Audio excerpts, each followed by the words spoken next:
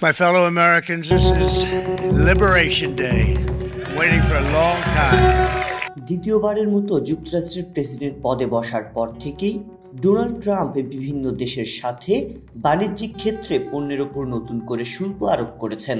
তার এমন কর্মকাণ্ড বৈশ্বিক বাণিজ্যে উত্তেজনার সৃষ্টি করেছে।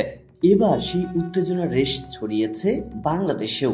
সম্প্রতি তার এক নতুন ঘোষণায় বাংলাদেশি সকল পণ্যের ওপর শুল্ক বাড়িয়ে 37% করা হয়েছে, যা এতদিন গড়ে 15% ছিল।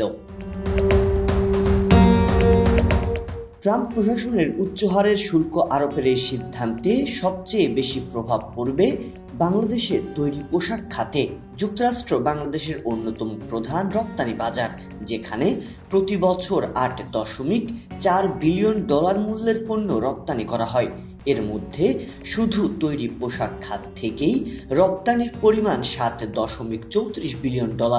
নতুন শুল্ক বৃদ্ধির ফলে বাংলাদেশের রপ্তানির প্রতিযোগিতা হ্রাস সহ ব্যবসায়ীরা বড় ধরনের ক্ষতির আশঙ্কা করছেন।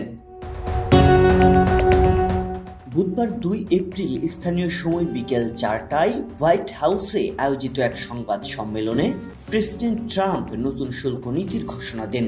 তিনি বলেন, এই দিনের জন্য যুক্তরাষ্ট্র দীর্ঘদিন ধরে অপেক্ষা করছে। এটি তাদের অর্থনৈতিক স্বাধীনতার প্রতীক। তিনি আরও জানান, যেসব দেশ যুক্তরাষ্ট্রের পণ্যের উপর শুল্ক আরোপ করেছে তাদের প্রতিক্রিয়ায় এই নতুন শুল্ক ব্যবস্থা কার্যকর করা হচ্ছে।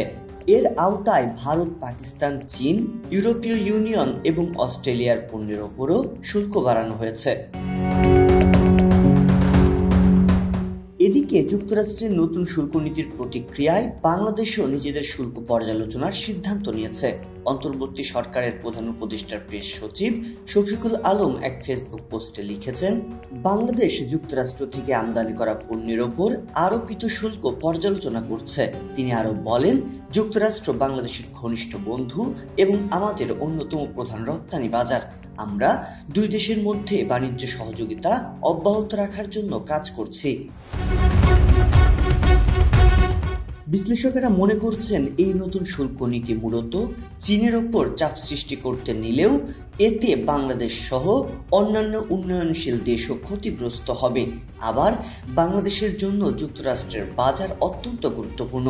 যদি এই শুল্ক দীর্ঘ মেয়াদে বহাল থাকে তবে বাংলাদেশের তৈরি পোশাক রপ্তানির ওপর ব্যাপক নেতিবাচক প্রভাব পড়তে পারে।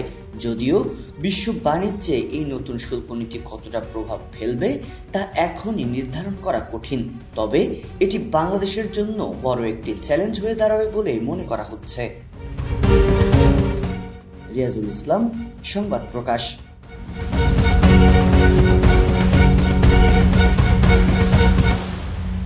সংবাদ, ফিচার ও অনুষ্ঠানের জন্য ভিজিট করুন সংবাদ প্রকাশের ওয়েবসাইট এবং যুক্ত থাকুন ফেসবুক পেজ ও ইউটিউব চ্যানেলের সঙ্গে।